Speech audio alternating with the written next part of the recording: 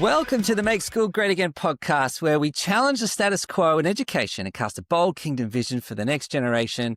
I'm your host, Kale Kneale, and today we're kicking off Series 2, a brand new chapter we're calling Change Makers. This season, we're talking with the pioneers, the parents, the teachers, and trailblazers who aren't waiting for the system to fix itself. They're building something better right now. And there's no one better to launch this series than Toni Samuelu. Toni spent 12 years teaching kindergarten in one of America's top performing school districts in Georgia, but her story didn't end there.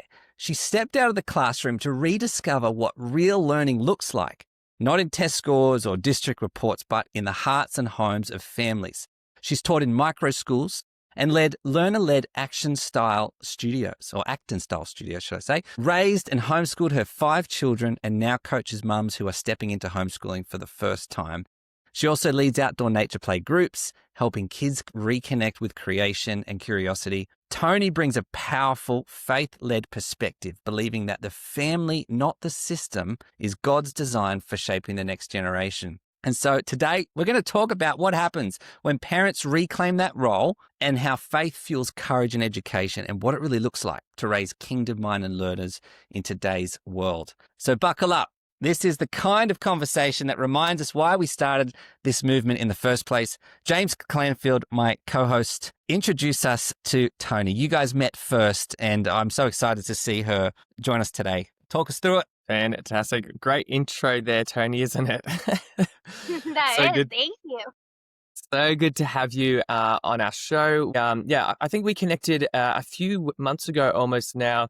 When you find other people on social media and you find that alignment, I just knew that we needed to have a conversation. So thank you so much for joining us on our show. And after that introduction, let's hear it from you. Just tell us a little bit about yourself and what has brought you to this point right now. Sure. Thank you so much for having me. I am from Georgia and I have 5 kids. I am now a solo mom of 5 kids, which was very unexpected. And we can talk more about that later if you'd like. But I have been in early childhood education for about 20 years now. And I've always had a heart for young children. I am the oldest girl of 23 cousins over here. I have a very large family and I've always had children sort of following behind me.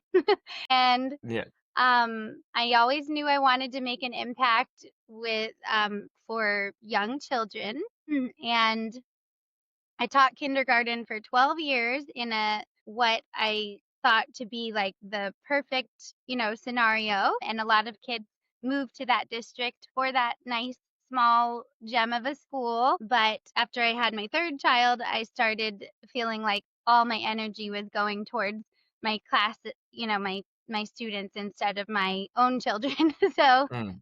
we had to make a change there, but I was also noticing that kids were really starting to get very stressed out and anxious, Mm.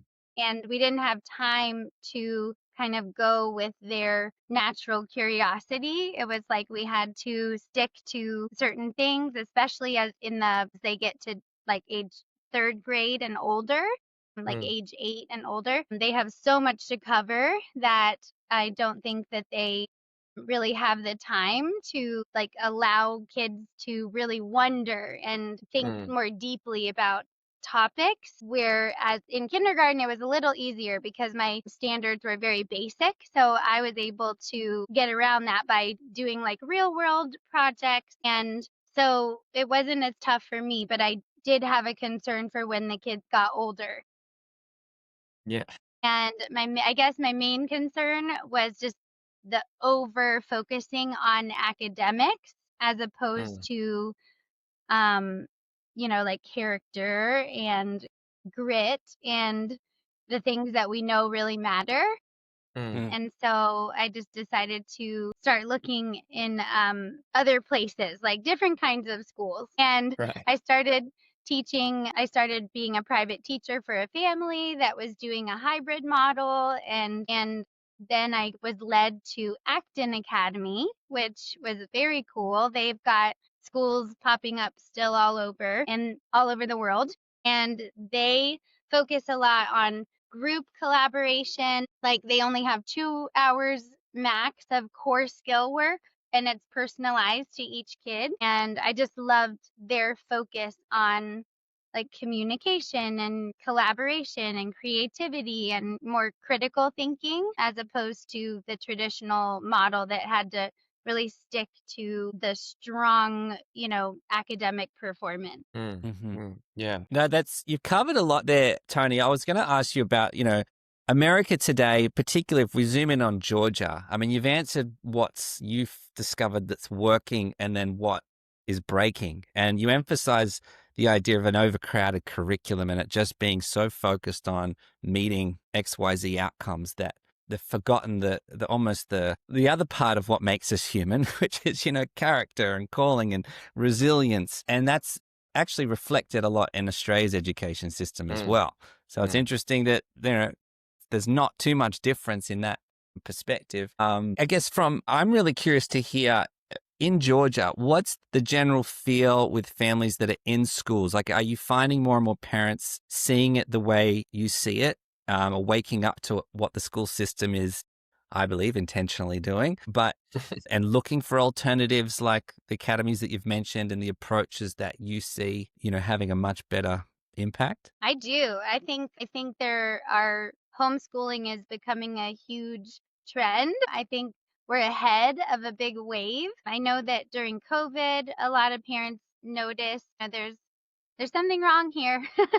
Hmm. And we need to do something. But yes, I've noticed I'm a part of lots of parent, Facebook groups, local ones, and I've noticed a lot of parents asking about homeschooling, or they say I come across it a lot where they say I'd really like to homeschool, but I don't even know where to get started. Hmm. Mm, And so I do think it's something a lot of parents are starting to notice now that now that the interwebs they're seeing they're Hmm. able to see. What could be? yeah. Mhm. Yeah. And the Yeah, potential and there's a support lot of there great too. models. Yeah. Yeah. There's so I don't know if you're familiar with Future of Education. I am. Okay, but yeah, but that kind of reminds me of like an Acton type of school, but she incorporates a little bit more, I think, AI. Hmm.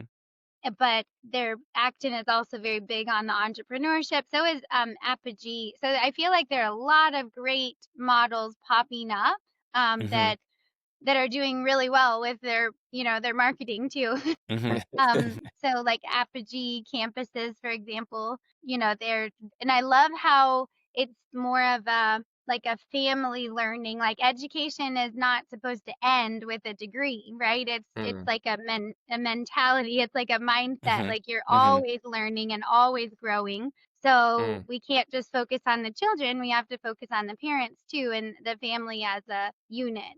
Hmm. mm. Yeah. I love that. It sort of actually reminded me of the conversation we had a couple, sort of that always learning. Back to your own personal learning.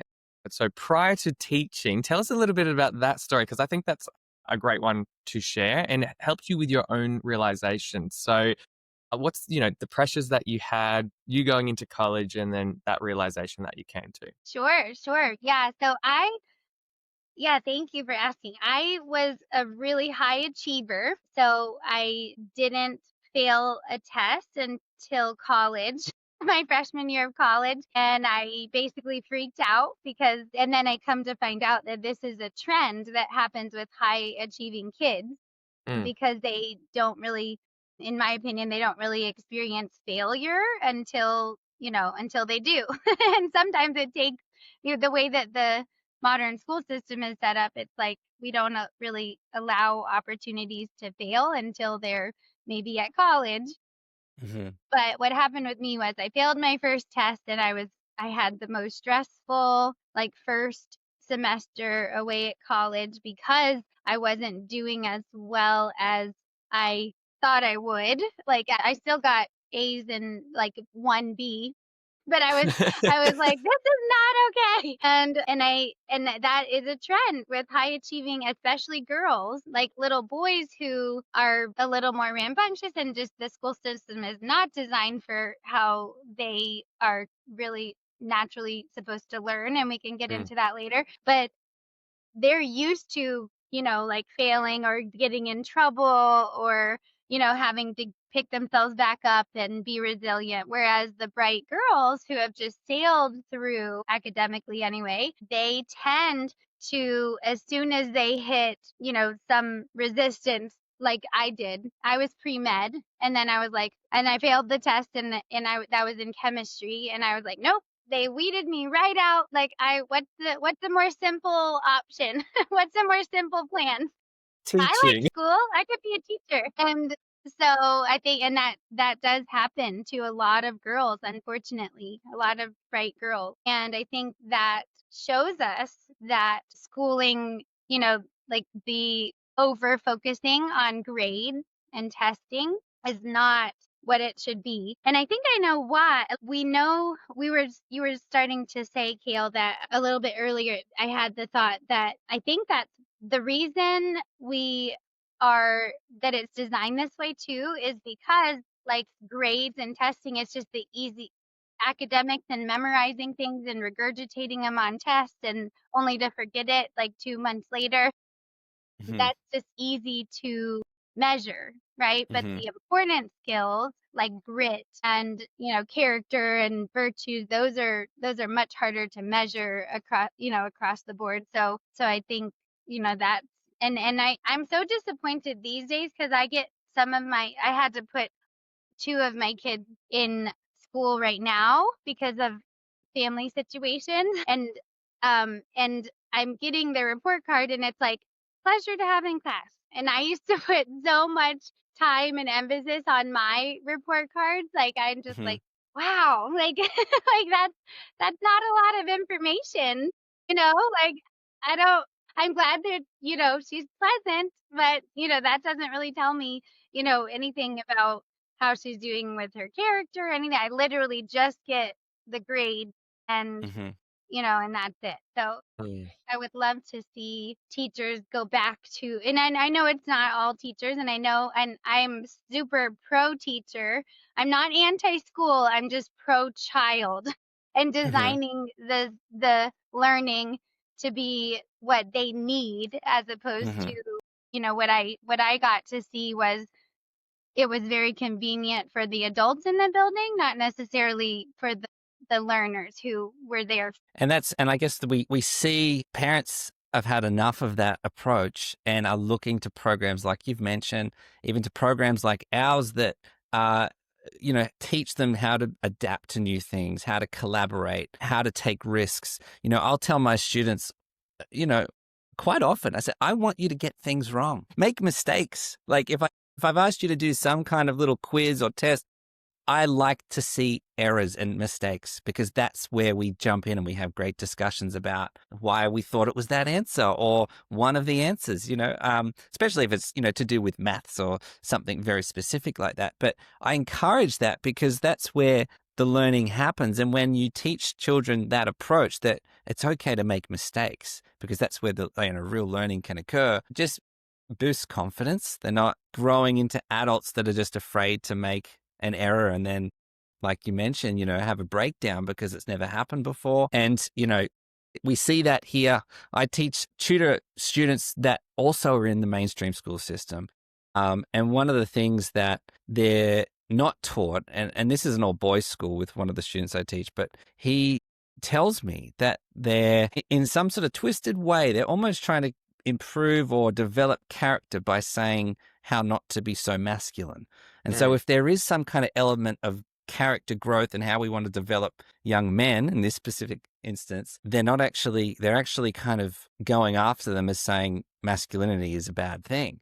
And that leads us to this feminization that we see happening, especially of boys in education. Have you seen that, or did you see that in education, particularly where you are? And yeah, I guess your thoughts on its impact. Absolutely. I went into education with a very naive perspective, just thinking like everybody, wants what's best for kids. So here we go, and I Yeah. do think elementary school teachers in particular do want that. But when you are in a system and you're just doing things the way that they've always been done and not stopping to think, is this what's best for the kids? Like that was always my question at the end of the day was like, is what I'm doing what's best for the kids? And as I learned more and more about kids and their, what's developmentally appropriate for them, I started realizing more and more that we're actually not doing what's best for young kids and especially young boys.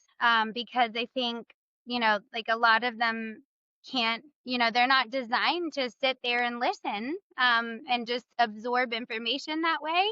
Hmm. I think they're more designed to be doing and, have more energy and I do think there has been kind of an over-feminization of education just because most of our teachers here were women. So we expect little boys to sit there and, Hmm. be able to sit and listen and gather information like little girls do. And I just don't think that's how they're naturally designed. So Hmm. I had to go and I went out on my own to get more knowledge about it. Like I went to an ADHD, like training and all these things that actually most teachers don't get. Like they don't get support for helping students with attention issues or super active, high energy kids. Hmm. So those kids tend to get in trouble and start to feel bad about themselves. Hmm. And I don't think that's right because, and then in the worst case scenario, they get prescribed medication here Hmm. Hmm. and for like attention. And those, when you're taking those very strong drugs, like it can affect your motivation like long term. So I don't think Hmm. we should be medicating children because they're not sitting still for us. Yeah. And, like I think we should be adapting to how they best learn. And Hmm. the modern day mass school system is not able to do that because they have so much to cover and they have to move on and they just, they have Hmm. to teach to the middle. Like Yeah. they Hmm. don't. So I definitely have seen that, unfortunately. And I had all the time like first grade teachers come down to me like, "What's the deal with so and so?" And I was like, "I don't know what you mean," because I mean, I included lots of movement breaks and lots of like Hmm. adaptations for the high energy ones. Hmm. And Yeah. even in the after school program, ladies would be like, "Can you come tell him to do like he's not listening to us? Can you come help us?" But like kids that would normally cause behavior issues, they didn't have that with me. And I think what I want parents and teachers to understand most is like kids, they act better when they feel better. Mm. So like if they're feeling anxious and they feel like the teacher doesn't like them, it's like it's how we would feel if we were at a house party and the hostess didn't like us. Like we would not want to be Hmm. there. We would be, and I think the brain learns best when it's relaxed and joyful and, I don't think kids can actually do their best when they're feeling like I don't want to be here. This is, the Hmm. problem. Hmm. So I think I wish there was a lot more emphasis in maybe training. I don't know with adults or guides to make kids feel more comfortable. Hmm. I think Yeah. you talk about some really important things there, Tony, in regards to, firstly talk about boys inside of the classroom, but then also young learners. And I know I've got sort of two kids in our youngest group, and it's very much about, yeah, what are those hands-on activities and what's the learning through play or learning through experience or learning through sort of investigating that suited for that particular age group. So obviously you've got a lot of experience in there, and you've got kids sort of in that young group as well. So what are some of the things that you actually did inside of the classroom to, you talked about joy and comfortability and play. What did you do inside of the classroom or even at home that our listeners can sort of take for themselves and go, I might try that or that might be helpful for my own kids? Yeah, sure. So, like I said before, in kindergarten, the standards are pretty basic. So it was Mhm. very easy to incorporate real world learning projects. Like my favorite thing that we did with a classroom, which homeschool co-op groups would also be able to do, was our annual charity talent show. Like making it connecting it to a real world problem, or like whenever we did writing, it makes more sense to connect it to a real purpose, like if we're studying Veterans Day, which is the holiday here that celebrates the soldiers who fought for our freedoms, and like we would write cards or letters to them as opposed to just another day of just writing to write, because young children are just like us. They're like, why am I learning this? Hmm. Like, what's the point? Like, how am I going to Yeah, use this later? it's And spot those are on. very valid questions. And so, um, whenever you can connect learning to a real world purpose and a real, like, something that relates to them and their world, it's helpful. So one of my favorite annual projects was the annual charity show, where they would have to we would I would present three different charities, and they would debate and kind of research. We would research together and read about them all, and then they would have to vote. And so the charity talent show is where they brought their own talents, and we would have a show, and instead of charging for ticket entrance, they would collect donations for that would go towards the charity that they chose. And they would get so excited about it, and they would practice their sweet little talents, and we would sing. And one of my favorite ways to teach reading was through reading the lyrics of songs. Hmm. So, like, instead of just doing sight word flashcards or whatever, it was helpful to put it to music, and they would feel so confident because they would know the songs, and then they would be tracking and reading like, "Look, I can Hmm. read." Yeah. um, uh, so we would do a couple group songs, and they were the sweetest shows, but the kids were really into it because it had a real purpose, and they were writing the invitations to the community, and they were making the posters and Hmm. counting the money, and Hmm. like all the skills that they needed. Hmm. And like, I just would love to see more like that, as opposed to like read from the basil, and like doing the sight words, like Hmm. any kind of flashcards is that's we can address homework too. I did not like giving homework, but it was Hmm. expected of me. So Hmm. I had kind of like a homework and I was guilty as any other teacher. Like, it just made me sad because the kids that need to play the most, they had the most homework. Like, Hmm. because they were having to get caught Yeah. up. And Yeah. it was like I just wish you could go home and play Yeah. and not Yeah. have You've been to. sitting all day. Yeah. And go Yeah, sit just some more play at a board home. game with your family. Yeah. Yeah. Yeah. Mm.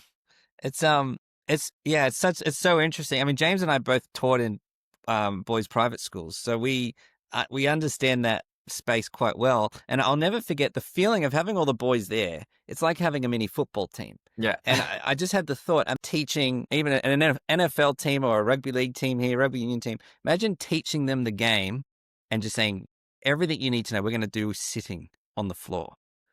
You've put it like it's like that. No, that's a small fraction of it where they're going to, consume some information, but the actual practice and the real world application you speak about, Tony, is where the real learning happens. And I would say that they were the best examples of when I was in the classroom having mock stalls and them using fake money or even real money and purchasing things, creating posters. They were the best learning experiences that I guarantee the kids remember the most and actually grew through, as opposed to sitting at a desk completing book work, just filling out, answering questions. And so, it's not to say those experiences aren't happening in schools. Like, we're not anti-school here.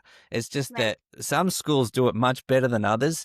And in Mm. the homeschooling space, you essentially have the freedom and the flexibility to bring that approach into the home setting. And I think where the space we're all in is we're helping parents discover that you can create those environments or partner with groups that facilitate the real world purposeful learning. Because I was the same kid that said, why are we doing this? What's this connected to? Right. And Exactly. It's almost like you said, like it's almost a different Matt Bojo of Apogee Strong. He says mhm, it's like school is almost like studying about jujitsu, whereas like real learning is like getting in there and practicing jujitsu and actually doing it instead of Mm, like just reading about the history of it and like taking a mhm, quiz on it. It's more so like getting in there, failing, having mhm, to get yourself back up. And they would have to agree that active hands-on learning, the experiencing failure mhm, early and often mhm, is really key. mhm, And yeah, I think families that can homeschool their kids. I prefer to call it home educate.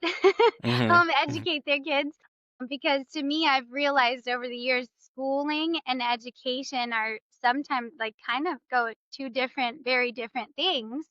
mhm, Um and education really does matter, and real education, and of course like reading, writing, and arithmetic, and those core mhm, skills are, you do want them to be able to do those with excellence, but you also don't want that to be just the main focus until they're 18. And then, and then they start to explore like, what am I good at? What am mhm, I, what am I curious mhm, about? What's my element? mhm, Sir Ken Robinson describes your element as where your like natural talents meets your passion, and then also where a need that the world has. mhm, And I think homeschooling or home education allows parents to start that process of looking into how is each kid designed, and mhm, like what path, how can they serve the world best? Like mhm, mm, what mission can they have? What mm, God given, like God designed them a certain way. So mm. like we can Amen. explore that deeper and at an earlier stage than if they were in, like public schools. Yes. And it's funny, a lot of the talking points you just mentioned, it sounds like the ad copy I'm creating for a new platform we're developing, but it talks about this idea of future learning, and that, like, I'm the same: homeschooling, school, home learning. It's like, I guess they're all words and terms that we use and are used in different ways. But I actually believe where a lot of us are spending time in is the future of learning. It's Mm, actually it's nothing really new. We're almost just rediscovering what it should be and how it should be before the school system and the institution became what it is. And so, I think it's very much like, not so much, we homeschool, but we're teaching our kids how to learn for the future. Like, this is how we're going to need to learn. And the future's, it's here, it's changing rapidly. How are we preparing kids, right, for this time that we are on this earth? And so it's a big question. Basically, I decided to home educate my kids, and I got a lot of pushback, even from family who know that I'm the teacher of the family. yeah. Mhm, You should just trust me. mhm, But I basically just, I don't want my kids educated for a world that no longer exists. mhm, Mm, I want them to be prepared and to help build this real world that we're experiencing. And I don't want them to be, I think one thing I'd love to talk and get your insights on is like Christians and AI. I think I think we Christians have a responsibility to try to build, to be in the game too and build better options and better systems, because I know in the past Christians have been very fearful of, different, and for some valid reasons. mhm, mhm, But I think it's important that we, like we've got to raise strong leaders, and we've got to raise courageous young humans that are um that communicate with excellence, that collaborate well, and that are creative problem solvers and mhm, critical thinkers. mhm, And so just today in my class with 4 and 5 year olds and 2 year olds, because we do a mixed age group session, mhm, we were doing a dance to like this cute fall like freeze dance. there were some animals that were obviously AI because they're, dancing in ways that are not natural. And I just went ahead and started saying, like, now do squirrels really dance like that? Yeah. No, because I want them to know, like, this is real, this is not. And That's I want critical thinking right there. You're asking the right questions. right, Yeah. right. You Yeah. can't start too early. Mm-hmm. Yeah.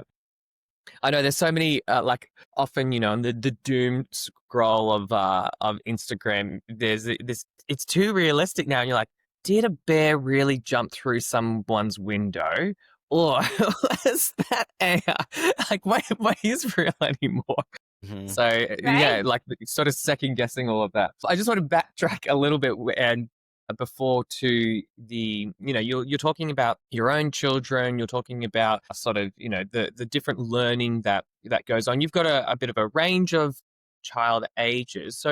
So I know different, and you talked even earlier about like, you're about the child and their learning, their needs. So even I love seeing the sort of stuff that you do with your family and your kids on Instagram as well. And you really are intentional about sort of your children's learning, what that looks like, how you're supporting them. So what does homeschooling or home education, home learning slash, they're doing different sort of pre-college and all of these other type of learning experience. What does that look like? And how is sort of that faith element and your own personal faith sort of the underpinning of that?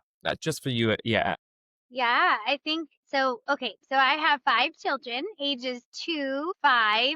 They're very spread across. We hit all the different stages, Yeah. from preschool to pre-college. Yeah. And so, I've got 3 girls and 2 boys, and faith is huge to us. That's our main. Another reason that I chose to home educate my kids is because I read this book called Hold On to Your Kids by Dr. Gabor Mate. He talks about how influence used to be with the family and the strong connection and the strong attachment that kids used to have up until mass schooling started, which was actually not too long ago. If you look Mm-hmm. historically everyone was homeschooled. Yeah. Or Yeah. like in early history. And then when we started this new model of schooling with like it was modeled after the Prussian model, which was the purpose was to create obedient soldiers.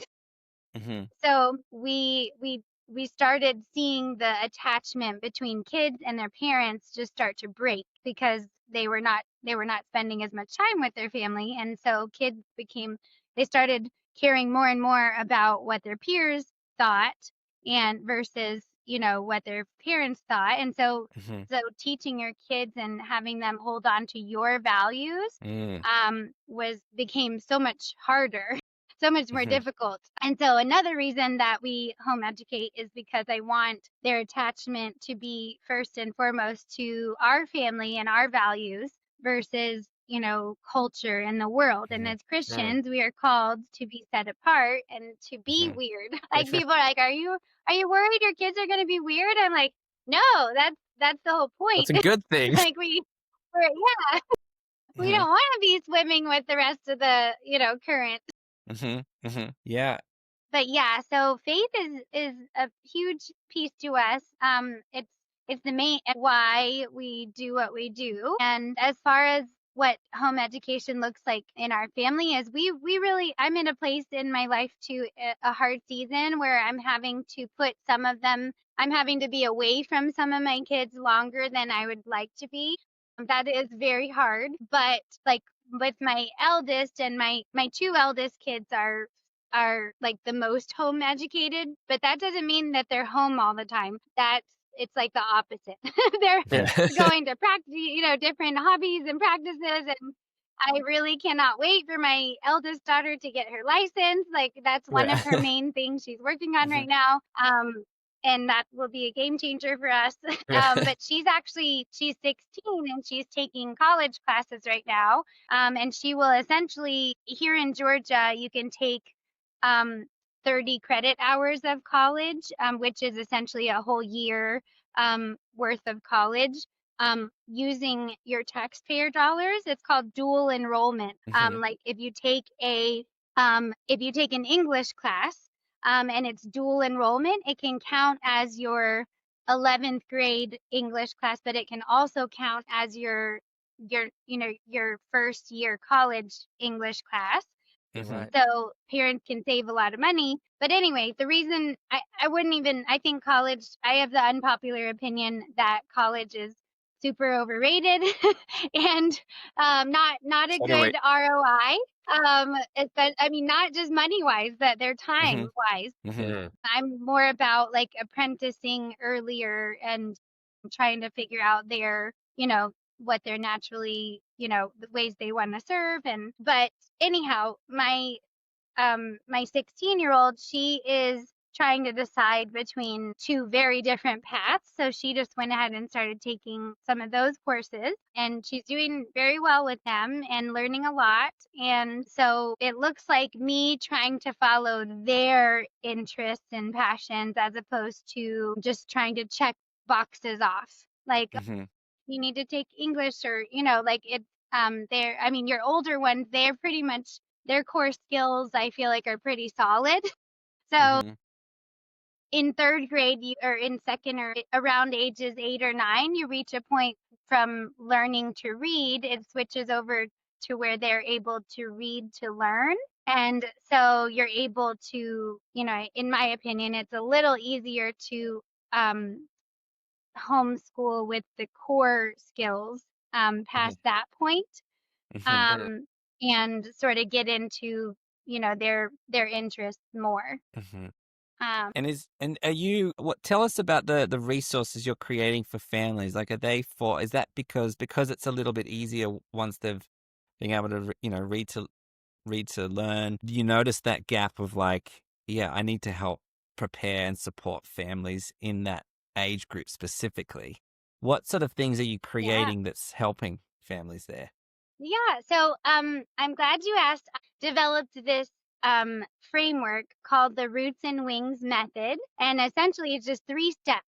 So you just read a story, like a high quality literature, twaddle. Charlotte Mason refers to it as twaddle. Like, the character books that are just popular with culture, like a really good heartwarming story, and then you read it with your child, and then step 2 is you discuss it and you bring up.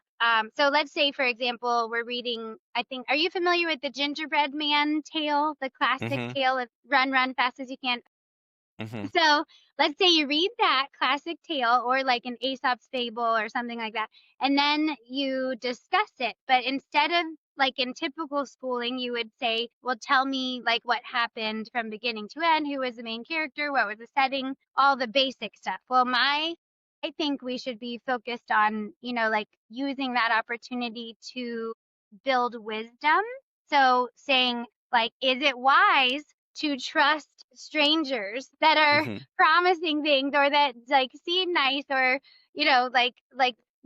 and like bringing questions like that into it, and then also creative brainstorming. So like, if you were the size of a gingerbread man cookie, where could you hide? Like, you Mm-hmm. could hide in a mailbox, or you get that generation of ideas. So the third step is, after you converse, and I would like to say, the more you converse with your kids at an earlier age, um, that really helps them to develop a strong oral language foundation, which is key and just makes all of the reading and writing way Mm-hmm. easier later.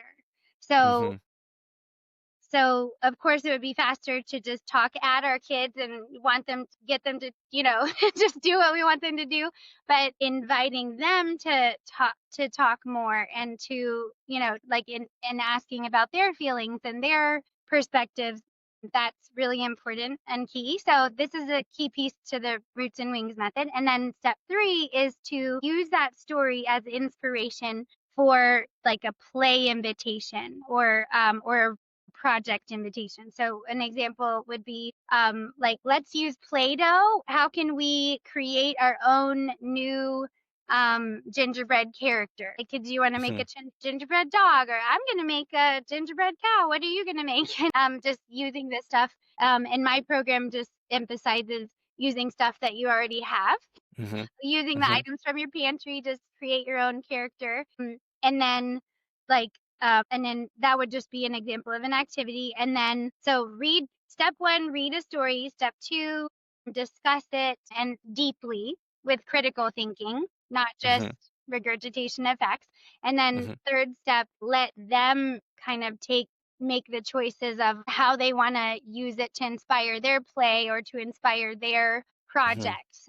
Like maybe we could bake cookies for neighbors or, let it just letting the story inspire their thoughts and their goals. And we do this thing called Thoughtful Thursday where we try to, it's a rhythm, a weekly rhythm where we try to be more intentional about like who needs help right now, who needs prayers, who needs us to take action. Oh, so and so just had a baby. Let's bring her a meal or, that kind Mm-hmm. of thing. But the more we can let kids choose and direct their way, I think it's key because I think kids nowadays, most kids, unfortunately, are just everything is structured for them. They're told what to do, and they're not having as much opportunity to have that autonomy and that like and then when they get to college some of them go nuts and crazy wild Mm-hmm. because they have been told what to do their whole life and then they're Mm-hmm. finally free. And Mm-hmm. so Yeah. I don't want that to happen to anyone's kids. Um, but but yeah, home education to me looks like every year just evaluating like what does each kid need, what are their strengths and weak areas, and how Mm. can we best address that? Like what does their schedule need to look like? It's yeah, it's so encouraging to hear you say that. Talk about James and I've been talking about this for so long where, Mm. we want to be teaching the kids how to think. And you're doing that with the Mm. little ones through the story of the gingerbread man, which I think is awesome. So, I'm so encouraged by that. We're working on a platform that I want to get to how families can get in contact with you and your resources. We'd love to have your stuff on our platform next year. But it's so amazing. It's funny. We've met today, Toni, right? And James, thanks to James, he brought us all together. Yesterday, I was just constructing the student dashboard for the learners that join our new platform. And it's separate to the programs that they can do. But I was thinking, if I'm a student and I put a survey out for our kids, like, what do you want to see when you log in? And it was amazing because the things you talked about with prayer or being self-directed, goal setting, like where's the need? They were literally the things I was constructing as I was putting the images down for how I want it to look. And so I think that's the reason I think we're all talking today, because we think the same way, but I want that to be the launch pad that drives the learning. And so what you're doing and you're facilitating with families is, so aligned, I think, with what we're doing and creating that, because we believe in the power of education and what it should be for kids today, and that's different to even before schooling. Today we have technology. It can be incredible. And how do we harness that with wisdom and everything else? But I love the fact that you're, such a big part of what you do is that developing the thinking, because we don't want to creating, a society that just does what they're told. And that's what I think the intention is with the schooling system. But to think critically, I think that's the biggest fear of those who want the other style. Yeah. They don't want free thinkers. No, that's right. But So I do have an ebook that I just launched, and it's called Roots and Wings, A Busy Mom's Guide to Raising Good Humans. And it essentially it includes 6 different stories and lots of different questions and play ideas and project ideas, like I just kind of took you through. And along with lots of other information. Like I have printable bookmarks in there with some good questions that parents can keep in the reading area, and just refer to for those deeper questions that are still, age developmentally appropriate. And so my ebook, and I can give you the link to get that. But I also coach moms to helping their mindset to not bring school home, because I Mm. think when people initially say, I want to homeschool, they automatically think I need to make a room and, have a Hmm. chalkboard or like have Yeah, a board it's and, true. like set up my whole little area and homes. Honestly, we don't even have a homeschool room. It's more like studio space style where everyone just takes their stuff and, works at their own little area, or they're going to a micro school situation.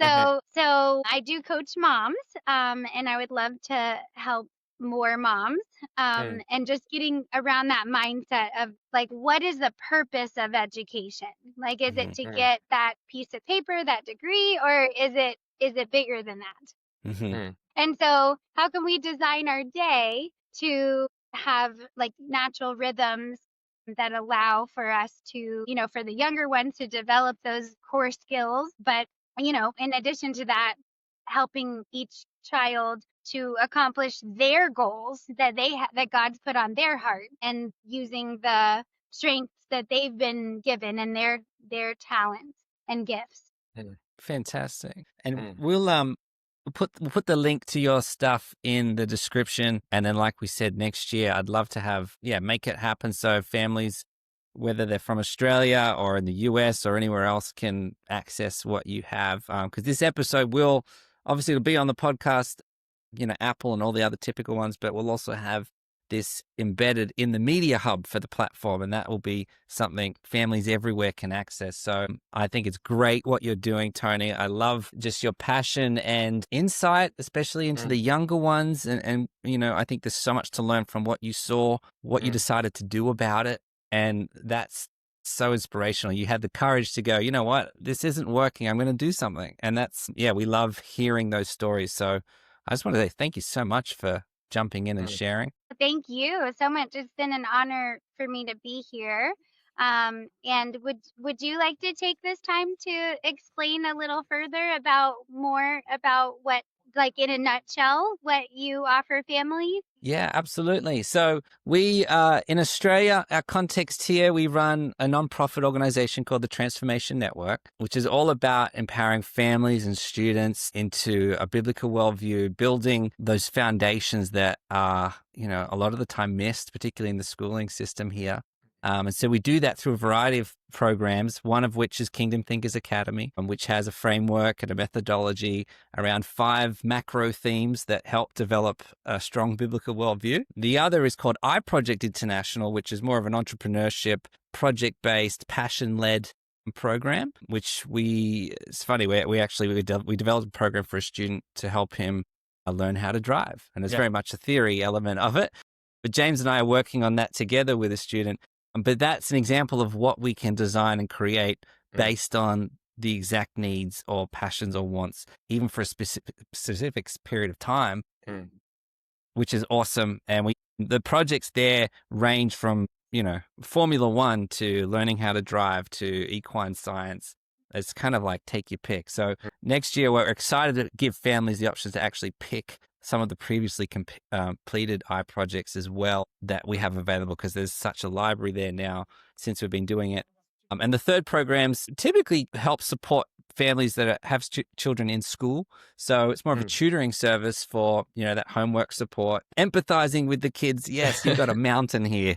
Let's help you break it down and give you the support to do that. And so that's another part. That's the third program. And then, yes, that's our Australian context. And like I mentioned, we'd love to have, looking, I guess, a little bit more global. The platform I speak of will help facilitate those same programs in the US context, as well as educators, entrepreneurs like yourself, to sell your courses and resources as well. It's sort of one big ecosystem.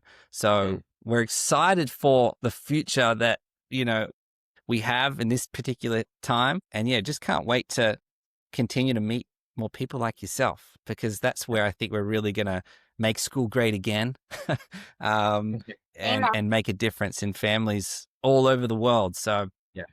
Hopefully that That's it. explains a little bit for you as well and our Yeah, listeners. absolutely. Thank you. Yeah, and I just Yeah. love the Kingdom Thinkers. I love the name of that Mhm, program. mhm. Yeah. I just love the values that you guys have, and just you're making tremendous impact already. And I would love Mm. to be a part of that in some way. So Great. Most thank you. certainly. Yeah. Send a contract, James. Yeah. All right. I'll get on it. I'll get on it. No, thank Yeah. Thanks, Toni. Thanks, Thank James. you so much.